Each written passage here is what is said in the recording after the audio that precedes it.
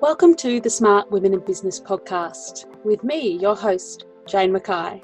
We've got big ideas for small business. Hello and welcome to the Smart Women in Business vlog and podcast. Today I have the pleasure of speaking to Marcie Hanhart, a business strategist with a 30-year career in the corporate world and as a small business owner. Marcie empowers other business owners to achieve greater profitability while being able to afford themselves more time to pursue those things they are passionate about. And don't we want to spend more time doing that, all of us? Marcie helps to create sustainable changes by understanding numbers, solving operational and team issues, and improving leadership skills, as well as addressing a business owner's mindset to help them to uncover blind spots that keep them from achieving their true potential. I'm so happy to have you here, Marcie. I am absolutely thrilled to be on the show. Thank you so much, Jane. I'm really, now obviously we've done research, we've had a chat, and please tell me about your business journey, because it's been a really interesting one, and how you've evolved and how you got to where you are today. Thank you. Well, I think the most interesting thing about my business journey is that I never planned to be in business. That was not something that interested me at all, although I am at least a third generation entrepreneur on both sides. It's genetics. I know, it's kind of funny. So I went to school, and in my senior year, I spent a year in Europe. Prior to that, I'd been a math major. My father was a mechanical engineer, and I thought numbers were absolutely fascinating, and I followed him around for everything. And then I went to study in Europe, in Paris specifically, art capital of the world, and said, why am I studying numbers when I could be studying culture? Oh, yes, Paris. Right? So changed my major, came back to the United States, and went to work. My first real job was at the United Nations. Which is amazing. So you could only stay in the position I had for 2.5 years, and I got into broadcast then because I wanted to cover international affairs. I'm not a political person, but I'm very much involved in, knowing how things work in other countries, how people feel, the culture is being different. And so that's how I began my career in media. I ended up at ABC Television, and then I ended up being an independent television producer. And I produced a documentary about the confluence of technology as it was then with telephone systems, which really dates me. It's all right. It sounds like when I did my master's in media in the early noughties, where the internet was just becoming a thing. Exactly. So I was hired by IBM to really launch a new subsidiary in digital technology, and that's how I got into business. Wow. And then so from that original point, which is 30 years ago-ish? A little bit more. How then has your business evolved, and how have you evolved with your business, do you feel? It's very interesting. I was a very short time, maybe 4 to 6 years as an employee with different large business companies like Fortune 100s. Wow. And it just wasn't for me. I'm just too much of I hope I'll be forgiven for this, kind of a free thinker. I'm not really good at following rules and stuff. I did it. So I had an opportunity with this new subsidiary, and then there was a breakup between the companies, and I said, look, I'm going to consult to businesses on how to implement this technology. Whatever the business is, I did projects for banks, for training companies, for you name it. And it slowly evolved. And I started, the most substantial business I had was a company with my husband at the time. It was a software development company, which we had for 8 years. And we really didn't see things eye to eye. And one of us was going to leave the company to the other. And this wonderful Australian company, which was really the first coaching organization in the world, came to me and said, how would you like to become a business coach? And I said, well, what the heck is that? Because nobody knew 20 years ago. So I listened to all of the processes and procedures and probably made, Jane, what I would say is the most naive comment I ever made. And that was, why would any business owner not hire a coach? And every business, as far as I'm concerned, needs a coach. But 20 years Absolutely. ago, it was completely different. It was completely different, and everybody thought, if I'm going to hire a coach, I'm failing. Mm. Why would I need a coach if I'm not failing? Which, of course, for those of us who know were athletes or who had children who were athletes, we all know that the best athletes get coaches. Mm. But it's taken a while for that to evolve into business today. So anyway, I saw the processes and the methodologies, but also the man who created it and brought me in realized that he also needed people who were going to bring their own approach to things. And that was what was good for me, because I didn't have to stay in a little narrow training program. Because as that sort of maverick spirit that you mentioned, we like to play outside the box, we don't like to draw color in the lines. And I noticed that in your history you mentioned, or in your bio you mentioned, profit first. Oh, which is thank amazing. you. And I've just sort of started implementing it in my business. So tell me more about how you work with that, and where you see the benefits for business owners. I'd love to tell you that. Love to. So early on, Mike Michalowicz, the author of the book, I think it was honestly, I don't remember if it was third or fourth book, but I met him before that book was actually published. I met him in a network group, and I loved what he said about the book, because one of the things that I had been taught long ago was you cannot really coach a business successfully if you don't understand the financials. You can't read a P&L and a balance sheet and all of that. So Mike had come up with this very simple concept of basically deciding you're going to make a profit and running your business accordingly. And I loved it. And as soon as I figured out how I could blend this in with Action Coach, I signed on the very first year. I think I was the second coach, meaning not an accountant and not a bookkeeper, to sign into the program. And I have been using it, blended in with other coaching methodologies, for 8 years. Wow. Because it's and if you don't know Profit First, read the book.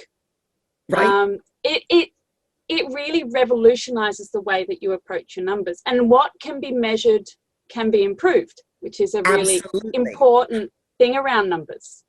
I think what I like the most about it is that prior to that, there actually were business owners that I would speak to, and others of my colleagues, who would say things like, well, you don't understand my business. In my business, we really can't make a profit. Well, that's not true. No. Because you can make a profit in any business. Yeah. So people who contact me because they've heard about Profit First, they are already committed to understanding their numbers and to running their business on the numbers. So once we get through the analysis of the numbers, which I really like, because I think I told you I started out as a math major. Math brain, lucky you. A little bit of that right brain, left brain juggling, but sometimes it's helpful. Yeah, and Profit First is so elegant and so simple that it really can be implemented in any business. Even I can do it, and I do not have a maths brain. Well, there you go. But some people really can't, because when you get to a more complex business, what we have that people don't always consider, and is not really addressed all that much in the book, is what happens between the money that comes in on the top line, your income, and that money that we then call gross profit, those costs of goods in between. And so we spend a lot of time on that. In fact, in a month, I'm going to be launching a group Profit First for the first time, because one of my clients, who is in the pet business, worked with me and said, I think you should do this for other people in my business. So if you have any pet owners listening, pet walkers, pet sitters, pet shops, I'm going to be doing something for that. That's really, because people talk about niches as well in business and how you shouldn't niche too hard. But it's really, when you find a type of business you like to work with, or a business system that you're really interested in, niching is really fun for you as a business owner. That's right. It's about finding joy in your business. So I'm going to start with this one special interest group, and then I have a few others in mind that I'm going to. Oh, really? So there you go, business evolution. I love it. So how do you manage your life as an entrepreneur and, burnout and time management, all of those things that we need to consider when we're running a successful business, successful both from a personal point of view and a profit point of view? Right. It's an excellent question, and I kind of dreaded that you might ask me that. Particularly in COVID, because of course we're all during this time locked into our homes. So I must admit I have fallen into the trap of many people, which is I'm not quite sure what day it is, and I certainly am not sure what time it is. But I've worked on my own for over 35 years. So I have my own little routines. And one routine is that I always get up and get dressed for work, even if work is sitting in front of my computer. I like to get into that professional mindset.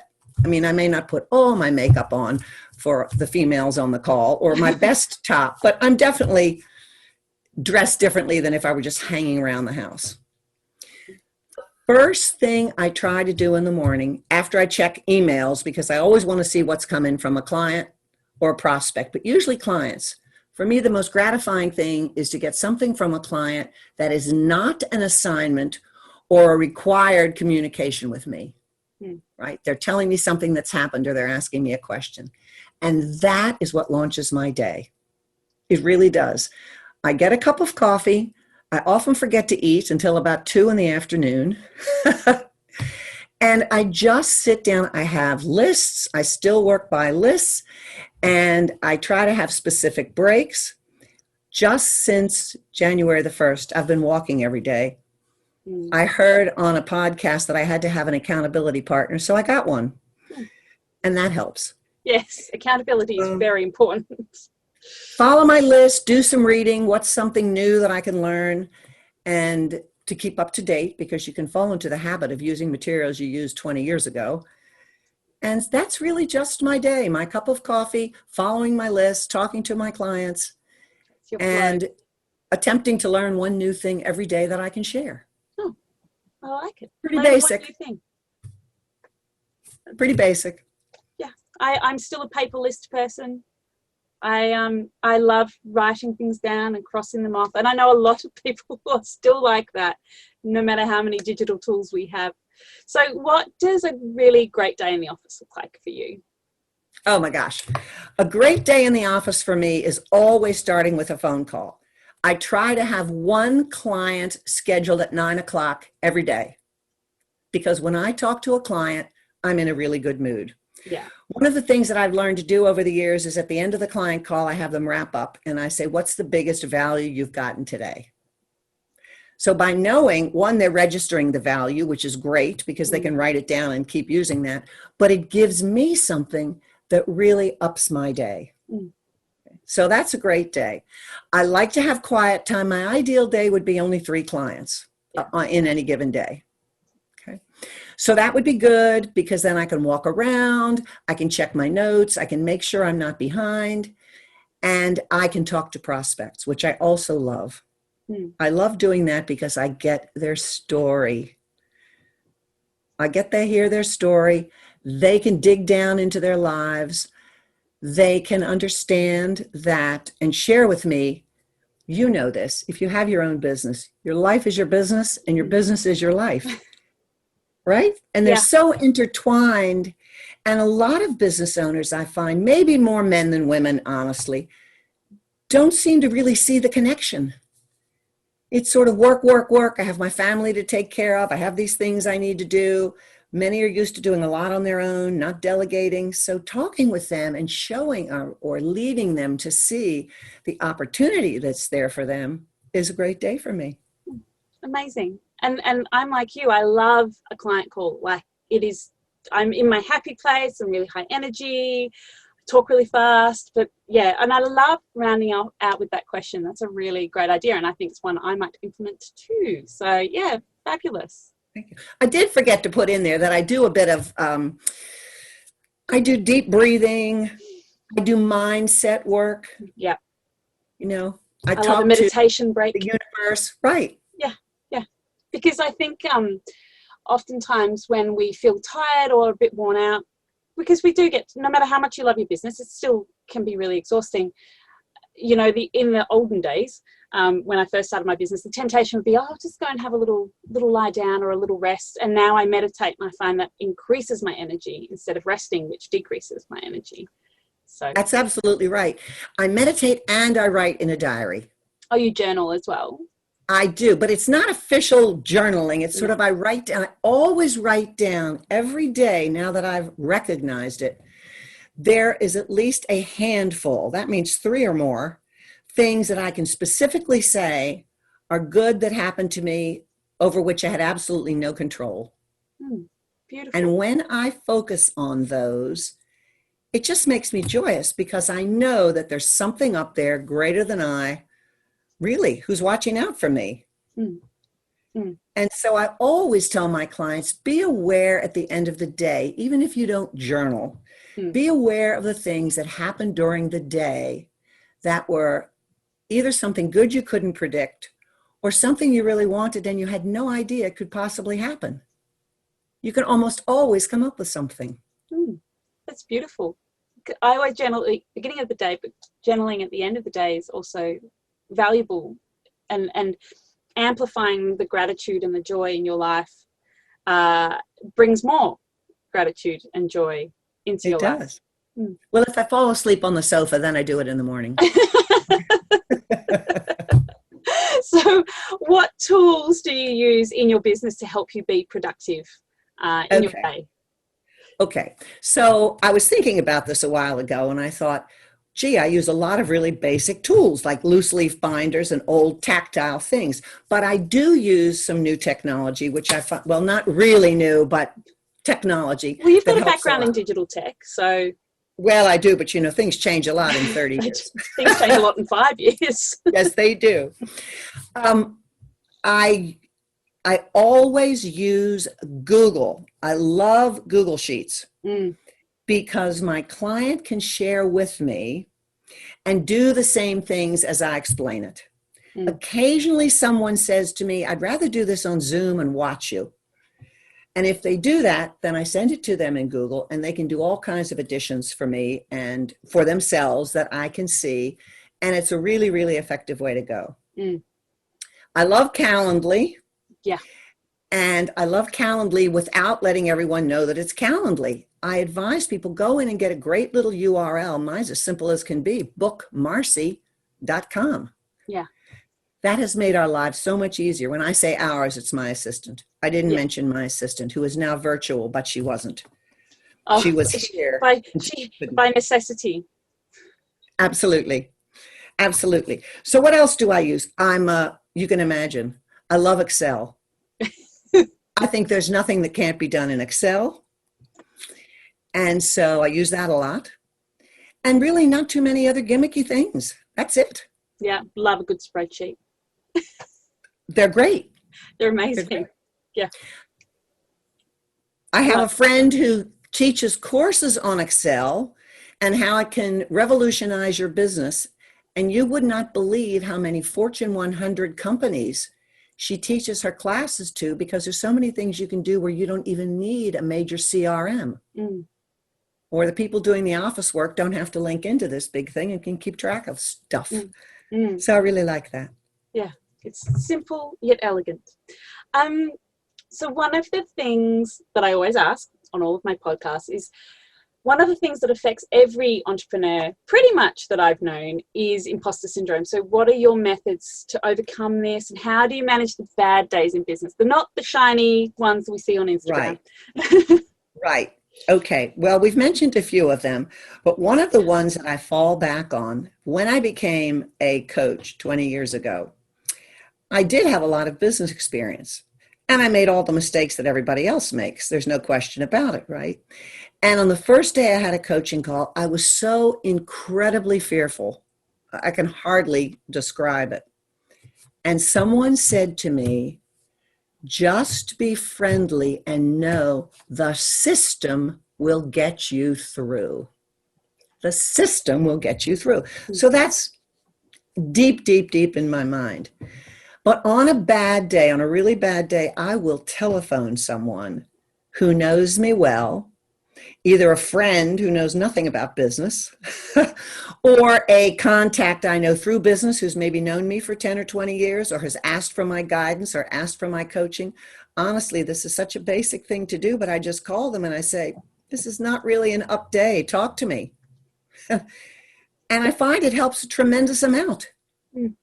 A tremendous amount. Human connection. I'll go out. Pardon. Human connection. Human connection, but people who know me well. And then I have my little tricks. I have a crazy thing. I have bricks that lead up to my front door. And the bricks were put directly on the earth. But, do what works for you. And little pieces of grass and weed will grow up between the bricks. And I will go up there and manually pull up the weeds and talk to myself. And there are going to be people on this call who think I'm totally nuts, and I apologize for that. It's fine. It's fine. We're not here to judge. No. But it's whatever works for you. Exactly. I'm in nature. I'm doing something useful. I kind of talk to myself. I say, isn't this great that I live in this place? I love my little old house. It's old, almost 100 years old. Wow. And a lot of things have happened here, good and bad. And it brings me back. Yeah. Sometimes I'll also browse through my journal. Reflection. And see what's happened. So there's my not too creative answer, but it's what works for me. It's what works for you. Going out and being, it's like grounding yourself, isn't it? It's being in that connected place, that connected space to the bigger energy that is right. happening. Well, it's interesting. I hadn't thought of that. I'm grounding myself right with the ground. I'm down there. Actually, I just realized I do something quite similar. I'll get on the phone to my mum or someone and go, pull weeds. And I hadn't ever thought of that as something that I do, but yes, I do the same thing. So crazy. Yeah, especially in this time of COVID, and I understand that it's really challenging where you are. How do you maintain your sense of community? Great question. Because I have extended the things that I do recently for that sense of community. I really have. I have been, over the last few years, far more active in my church. And my church is extremely active in the community. It's a church that actually started a major program in the county to get food into food banks, to serve people who don't have enough food, and those kinds of things we can do and go out and physically do them, even in COVID and with the COVID restrictions. Because everything is done outside. We have to wear masks. I do a lot of that. I belong to another charitable group, which is worldwide. I'm sure you've heard of it. It's Rotary. Yeah. And Rotary, we do a lot of those things as well. And we do them physically. Just Monday night, I served in a soup kitchen. And it's a really, what do I want to say? It takes me out of myself, and it gives me an opportunity to talk with people and to do something that is very communally bonding. So I do that. And then I have to say, it's Zoom community, but I have a very tight-knit community of people, both in Action Coach and in Profit First. Yeah. And so I probably am on, at minimum, one call a week with people that I really know very, very well. And that helps. Yeah. Yeah. And in summer, I have a huge and beautiful backyard. So I had lots of people over in the summer, and we could easily keep our 6-foot distance. Yeah. Outside. Yeah. Well, it's summer here now, and we don't have so many restrictions now. So I'm looking forward to seeing people again, because we were in quite a hard lockdown for a long time. So I'm quite excited to get back into actually seeing people. And it's made us realize how important that is. It absolutely has. And there's something else. So I walk a lot. And it's amazing how that helps a sense of community, because people, I find, are far more open and friendly than they were before. No one ever passes by, whether they're running or on their bike or walking their dog or just strolling along, without saying, hello, how are you? And since I walk in my own neighborhood, I occasionally see faces of people, if and I don't know them very well. I know that I've seen them before at the grocery store, at the library. I find it a very, very bonding. I've heard people say the opposite, but I don't find it. I find it to be really friendly. Yeah, it's beautiful. Because we spoke off air before, so you live in New Jersey, Yes. which is obviously a very large population, whereas I live in a small country town with a population of less than 1,000. Oh, So when I go to the city and start saying hello to people in the street, people just look at me strangely. well, that would be true. And we're pretty large here, but it's suburban. Mm. And bordering on the country. I mean, we have lots and lots of farms and horse country very, very close to here. I used to ride, and I only had to walk for 5 minutes to get to this ring. So, Oh, beautiful. I love riding. I love horse riding. well, so do I. And I didn't learn until I was an adult. Oh. The moment I moved to New Jersey, I said, I'm learning to ride. When you came to New Jersey for 6 months? Yes, exactly. Oh, I love it. Well, I'm from a state called Maryland, and Maryland is a huge horse state. But I never learned to ride when I was there, so I had to wait. It is. I adore horse riding. It's so free. I always feel free when I'm on a horse. I love it. So, what's your why? What keeps you motivated? My why. I didn't know my why for a long, long time. What I do know is that I was always helping people. I remember this gal who she became a very close friend of mine. She was in my dorm room my freshman year at college, and she was valedictorian in her school, which I don't know if you have that term in Australia, but it's the top person here, the top in the class. Okay. Yeah. Really, really smart. I was definitely not the valedictorian, but I did go to a very good small school. And we didn't do a lot of objective testing, yes, no, multiple choice, all of that. We did a lot of composition, subjective testing. And here was this gal so smart, and we had to write essays in college. And I remember taking hours out of my nights to go over and help her learn to write in a composition style. So I think that in my entire life, I was sort of taking people under my wing, not with the intent, but I just love to help people do something that they were having a difficult time doing. So part of my why, it's easily split. Part of it is because I'm a parent. And I think as a parent, we always want to be a role model for our children. Yes.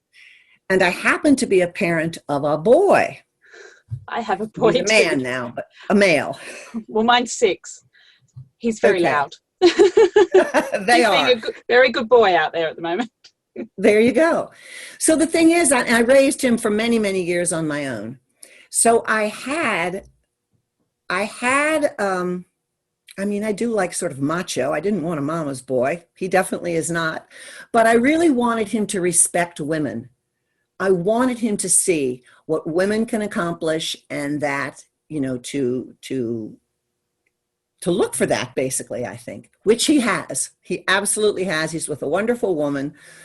So part of it's that. Part of it was role model for my son. And the other part is really my why is it's not easy to be an independent business owner, particularly if you've got a real company. Yeah. With employees and payroll and lots and lots of, right? Possibilities, but also decisions that might help in one area and don't help so much in another area. It's very, very complex. And having had several companies of my own and launched major initiatives for at least 3 Fortune 100 companies, I really know what it's like.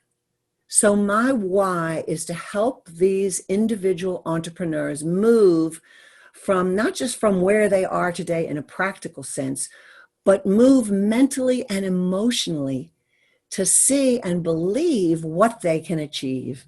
That's huge for me. And it's huge. That is huge.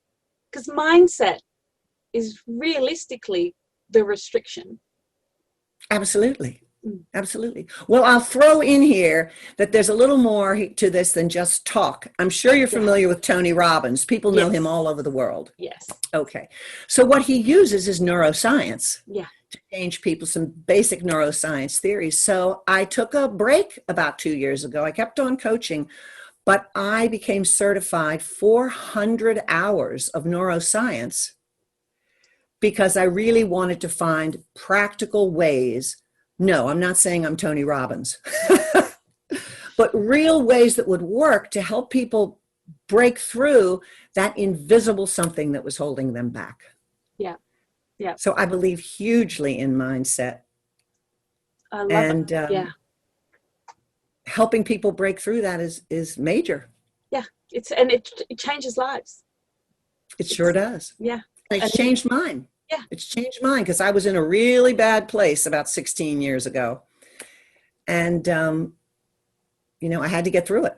Yeah. It was after a divorce. There are lots and lots of women who are divorced, men who are divorced. Their egos drop, their security drops, their belief drops. And that's a terrible thing to see. Resilience. Perfect word. Thank you. What are your top tips for, pick a number, any number you like, for the smart women in business, and I'm assuming some men too, around Australia and the world that are listening to this right now? Oh, so glad you asked. My smartest tip is just believe you can do it. Don't stop because of what anybody else says, and don't stop because of the roadblocks that you encounter. So the first is believe and do. Acting is more important than thinking. The second, right? It is. Yeah. We think forever, we don't act. And I've had clients like that. And it's just very sad. Looking at everything that can go wrong instead of everything that can go right. So that's number one. Do. And think of what can go right. Don't focus on everything that can go wrong. Okay. The second thing is ask for help. Ask anyone for help. Most people are willing to help. Men, women, people who've done what you've done, people who just want to support you. So that's certainly number two. And I think number three is find a tool or a mechanism that works for you, some type of a belief system. Maybe it's deep breathing. Maybe it's talking to God. Maybe it's writing in a book. Maybe it's playing with your child who just makes you feel like you're the greatest thing since sliced bread. It doesn't matter. Has something you can do for that, and set bigger goals than you think you can achieve. Absolutely. I love that. I love it. Thank you so much for your time today, Marcie. How can listeners find out more about you and your work? Okay. Well, they can find out about me on my website. Which I'll link. Yeah. My newest website is, would you like me just to tell you? You can tell me, or I'll link it in the show notes, but people might be listening. It's my website.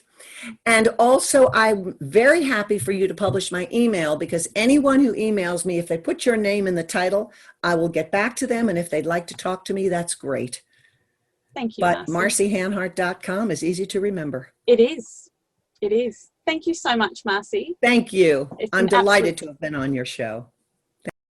You've been listening to the Smart Women in Business podcast. If you've enjoyed this episode, please leave us a review and don't forget to subscribe.